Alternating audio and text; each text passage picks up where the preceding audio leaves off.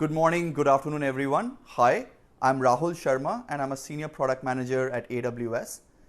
I'm quite excited to be here at HashiConf to talk about a recently announced AWS service, AWS Cloud Control API. Terraform and AWS collaborated closely on this integration, resulting in the Terraform AWS Cloud Control provider. And I'm happy to walk you through how users can benefit and get started with this provider in more detail in my presentation today. So without much ado, let's get straight into it.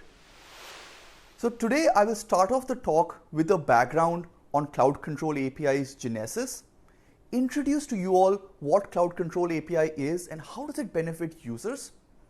Third, I'm going to introduce you all to the new Terraform AWS Cloud Control provider, walk you through a demo with examples on how to use the Terraform AWS Cloud Control provider, and conclude the presentation with resources to get you started. So let's get started with the background story of Cloud Control API. I want to first take note of the sequence behind the product development process altogether. At AWS, we work backwards from our customers, hear their feedback, and identify a solution, and then build our products. Cloud Control API followed the same sequence, and there was no difference at all. In case of Cloud Control API, there are two types of customers we target. First, the developers or the builders, who are the end users of AWS who build application using various AWS services and features, manage those applications, and monitor them. And the second set of customers that we have are AWS Partner Network, or the APN partners, who build solutions on top of AWS and expose their offerings, be it infrastructure as code, configuration management, cloud security posture management, or other tools to our mutual customers so that they can benefit from it. We identified three opportunities to help these customers' personas, right? There were three opportunities for Cloud Control API to solve for, and so before we get into that, let's just walk you through the opportunities we identified. First, we heard from AWS customers that use APN partner solutions to build and manage their cloud infrastructure that they want to accelerate the pace of innovation and time to market for their applications. For example, there are situations when there is a lag between supporting a new AWS feature or service release in an APN partner solution. Like a classic example of this is, for instance, if Amazon Kendra resources are unsupported in a partner solution, then customers using that partner tool will need to wait for its support before they can start using the Kendra resources to analyze unstructured data, right? The open question for us was that, can we help these customers adopt the new AWS features and services closer to the day of launch? Can we help APN partners onboard to new AWS features and services closer to the day of launch? And that led us to identifying the second opportunity for us. So the second opportunity for us was automatic support for new AWS capabilities. What do we mean by that? As you're aware, AWS continues to innovate on behalf of our customers by introducing new features and services to unlock new capabilities on the public cloud. Today, AWS supports over 200 fully featured services, and just in 2020 alone, we launched over 2,700 significant new features. What does this translate for our partners? Our partners want to stay in sync with AWS's pace of innovation so that our mutual customers continue to benefit at the same pace. However, what we heard from our partners is that this can often take a few weeks, or in fact even months, to support new AWS capabilities or integrate with the newest AWS capabilities. So naturally, our question was, can we automate supporting the latest AWS features and services on behalf of partners through a one-time integration? Can we have some sort of a unified interface that allows partners to integrate once and benefit from any future AWS innovation that gets rolled out right? In that case, we would have a system wherein partners don't have to spend ongoing effort to integrate. At the same time, our customers benefit from getting support closer to the day of launch. And finally, we recognize that we have an opportunity to standardize the APIs to interact with all these AWS features and services that we just talked to you about. You may wonder why. As applications become increasingly complex and sophisticated, developers and builders tend to work across several AWS and third-party services using distinct service-specific APIs. While these APIs are descriptive and intuitive, some developers prefer a more consistent set of APIs to manage cloud resources across various services. For example, in this slide you see I have highlighted the experience of creating an Amazon Kinesis stream and the experience of creating a CloudWatch log group. You notice that the set of API naming is different. Each set of APIs has a unique input parameter that gets accepted for the API operation to complete, right? Just let's see this for in real life, right? Like in case of Amazon Kinesis, if I need to create a data stream, I would use the create stream API call. And if I need to add in retention period or tags to the stream, I would call additional APIs such as add tags to stream or increase stream retention period. Similarly, for CloudWatch log group, I would use the create log group API and the put retention policy to define retention policies. As you notice, these are API differences in the names as well as input parameters just for two services features. When we extend this across the breadth of AWS, it means that there are a lot of APIs that developers have to use. While some developers prefer this, there are a set of users who prefer a more consistent approach, right? So naturally, the question that we wanted to answer, the opportunity that we had, was how can we standardize the experience of having a consistent set of APIs to interact with AWS services and features. I also want to call out that one of the common use cases that we heard from developers was that, especially when they create resources outside the purview of infrastructure as code tools, for example, for the purposes of testing a new product or testing a new service, when they create these, they create an inventory of resources that are managed outside infrastructure as code. While it works well during testing, these customers or developers also want a programmatic approach to identify such resources and then delete them. Today, these customers or developers prefer consistent set of APIs to programmatically list and identify these resources and delete them. So these are some of the common use cases that we also felt could be unlocked if we are to solve for consistent APIs. So let's summarize the three opportunities that lay in front of us. First, can we support new AWS features and services in the form of resources closer to their launch? Second, can we help AWS partners automate their integration with new AWS capabilities? And finally, can we standardize APIs to interact with hundreds of AWS services and in fact third-party services as well? These three opportunities laid the foundation for Cloud Control API. So let's get started with what is Cloud Control API. Cloud Control API is essentially a set of common application programming interfaces or APIs that is designed to make it easy for developers to manage their cloud infrastructure consistently and leverage the latest AWS capabilities faster, typically on the day of launch. It introduces these consistent APIs for managing the end-to-end lifecycle of AWS resources. Hundreds of AWS resources that are supported on Cloud Control API and which continues to keep adding support for new AWS resources, right? And when I say resources or resource type, I mean resource type essentially has the set of properties and permissions that control API interactions with underlying AWS or third-party services, right?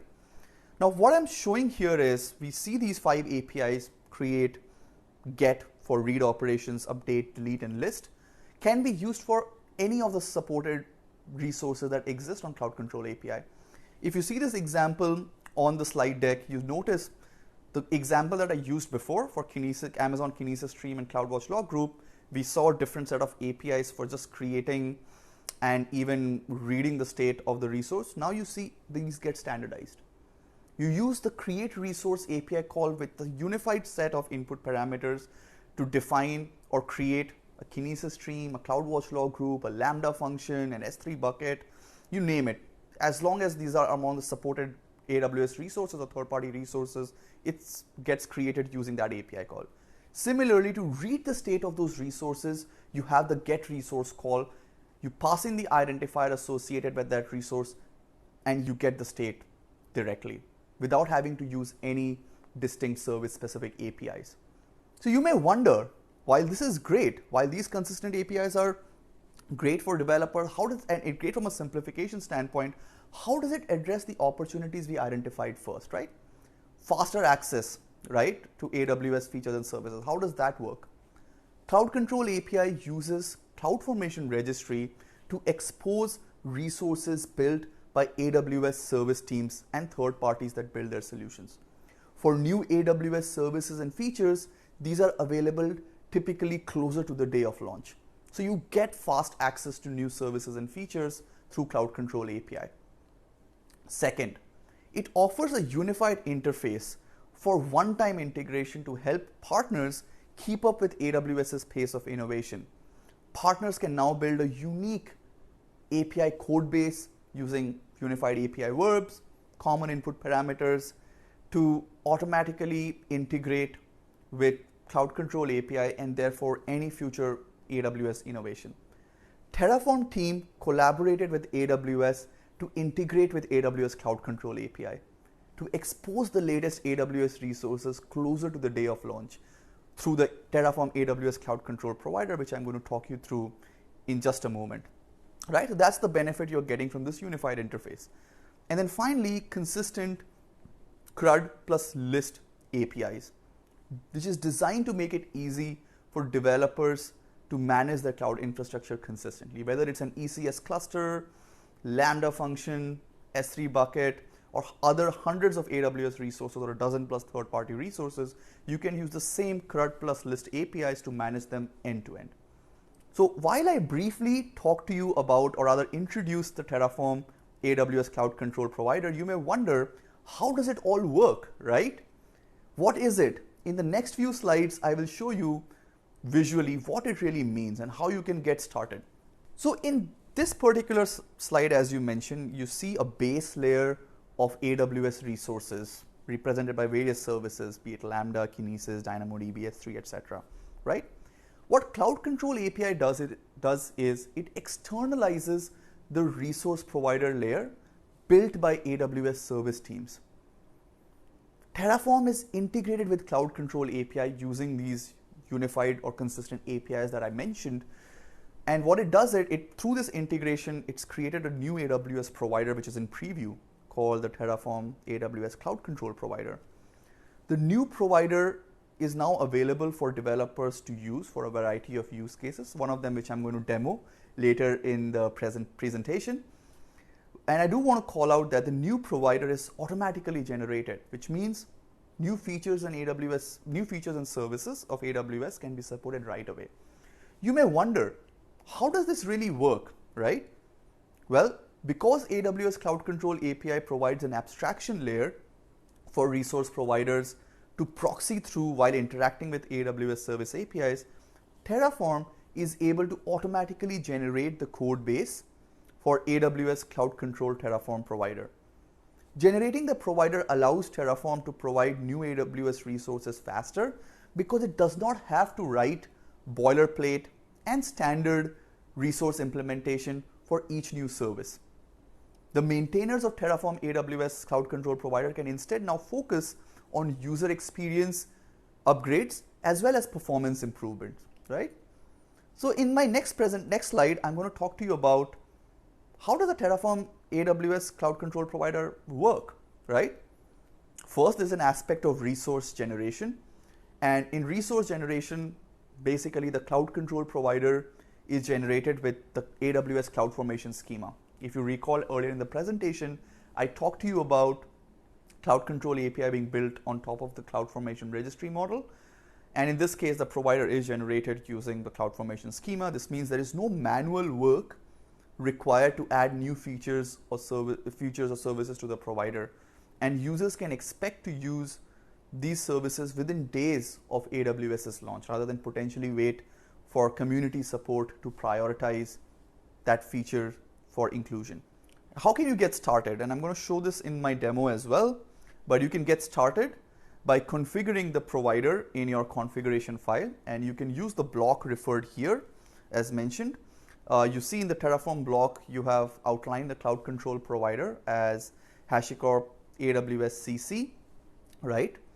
And in this case, you also in the provider block configure the Cloud Control provider for the specific region that's available. For authentication, you will need to authenticate your AWS account with Cloud Control provider, and you can use any authentication methods available in the AWS SDKs, including environment variables, shared credential files, AWS code build, Amazon ECS, EKS roles, custom user agents, among others. The only thing that you need to keep in account is you should be using Terraform version 1.0.5 or later, right?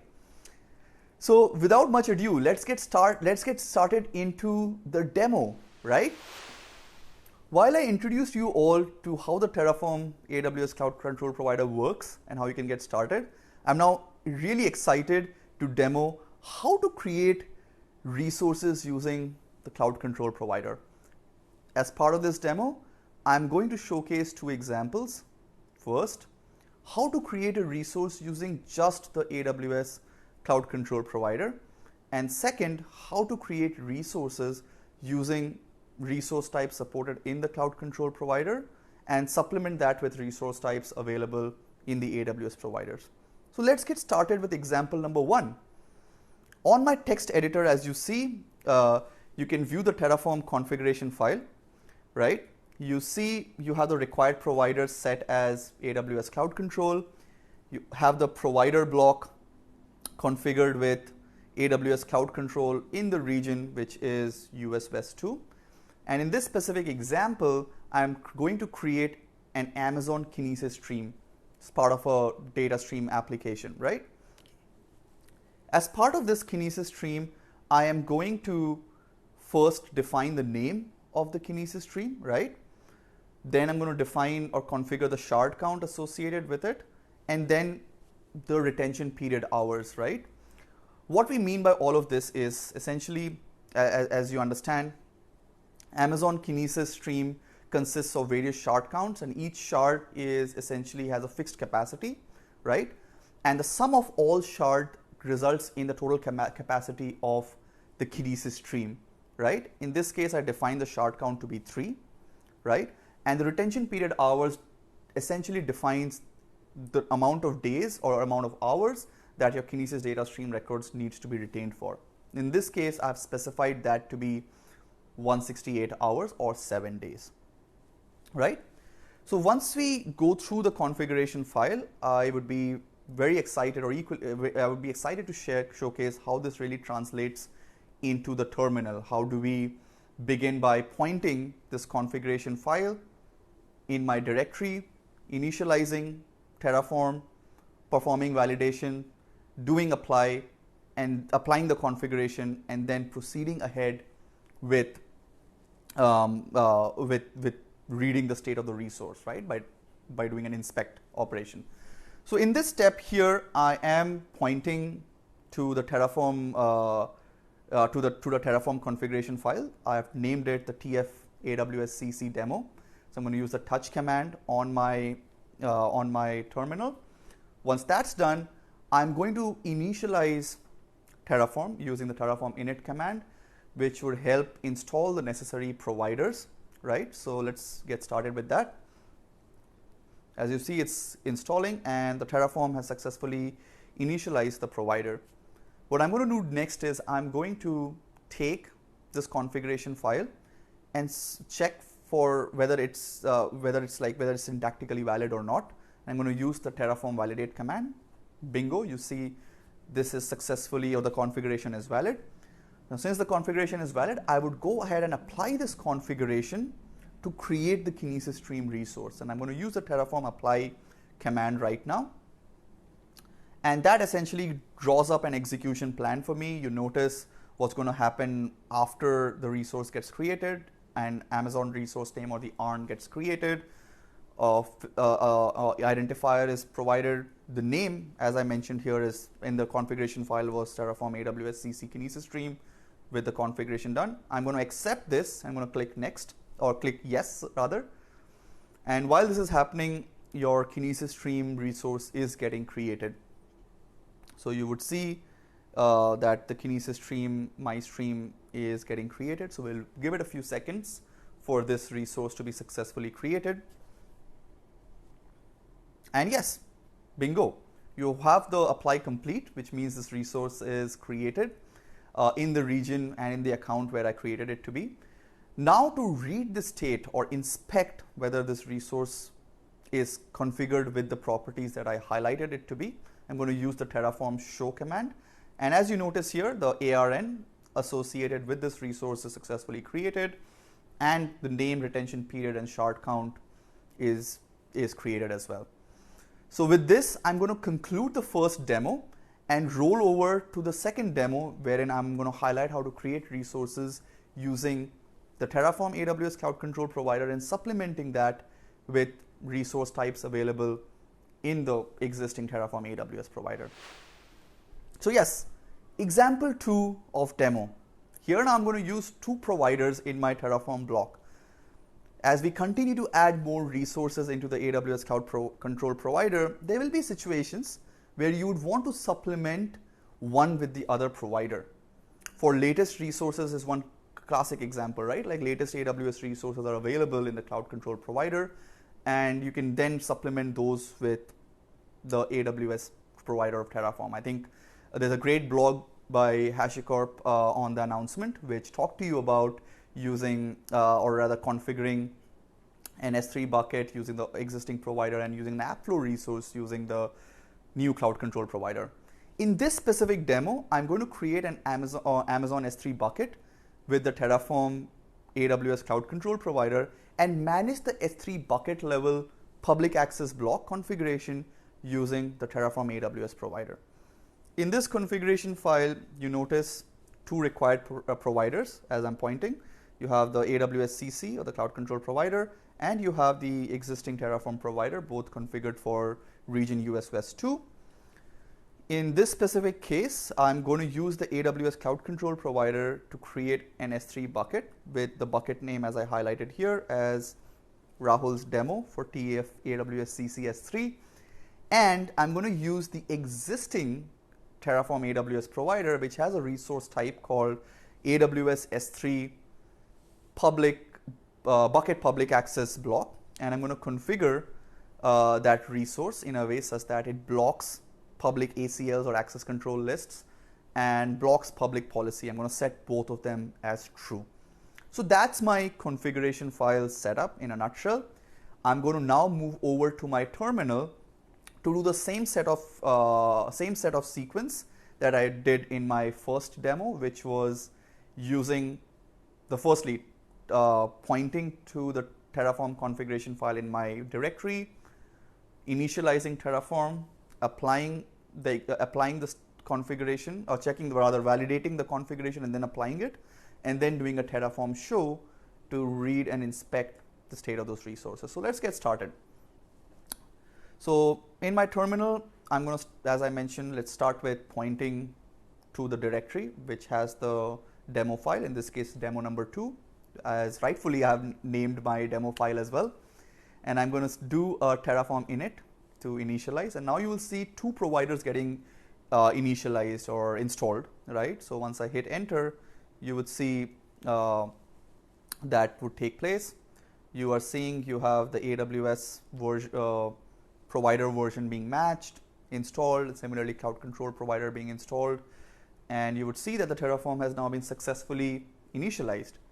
So I'm going to now proceed ahead and validate my configuration file. So I'm going to use the Terraform validate command.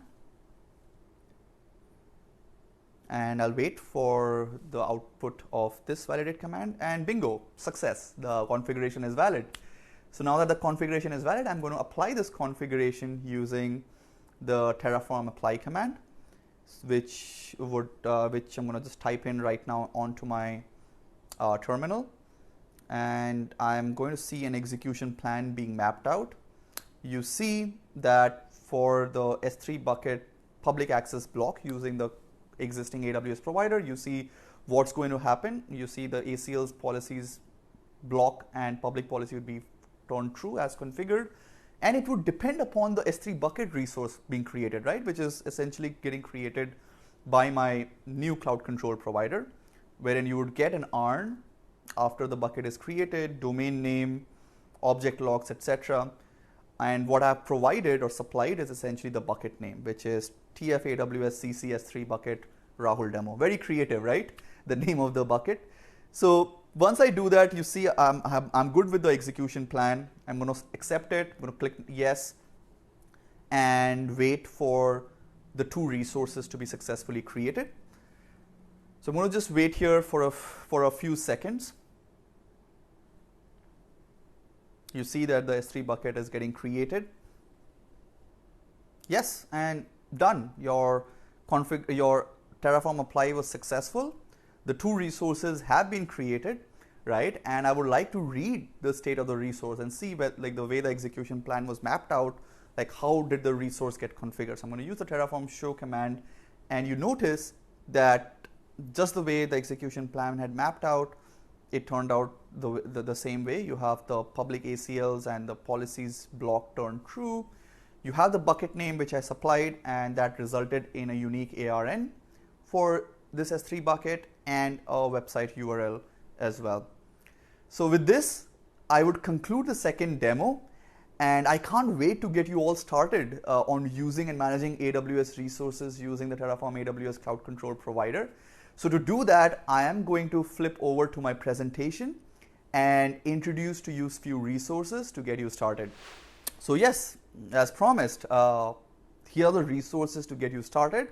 To learn more about AWS Cloud Control API, visit the product page link, which is aws.amazon.com/Cloud Control API. And to get yourself started with managing the Terraform, or rather managing AWS resources using the Terraform AWS Cloud Control provider, please refer to the blog post. It's a great blog which talks about how you can get started on configuring your AWS Cloud Control provider, and it has a few examples. I would point you to the website here, which is hashicorp.com/blog, announcing Terraform AWS Cloud Control API provider tech preview for you to get started. So with this, I would thank you all for giving me the opportunity to present Cloud Control API, walk you through what was the genesis behind this and how does it help solve user problems, and talk to you about the collaboration between Terraform and AWS to have this Terraform AWS Cloud Control provider ready.